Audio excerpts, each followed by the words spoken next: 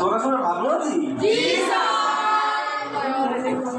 তোদের অবস্থা তো ভালো করে ঠেকতেছে না, সবাই মুখের মধ্যে ললিপপ ঢুকায় বসে আছিস।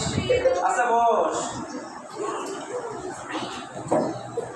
আচ্ছা শোন, তোদের মাথা ব্যথার যে অবস্থা বুঝছিস, তোরা প্রতিদিন গরুর দুধ খাবি, গরুর দুধ খাইলে জ্ঞান বাড়ে, বুঝছিস?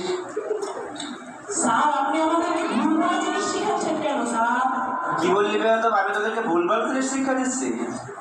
কারণ স্যার যদি আমাদের দুধ খেলে জ্ঞান বাড়তো তাহলে তো সব গরুর বাছুরেরা এক একটা মহাবিজ্ঞানী হয়ে যেত।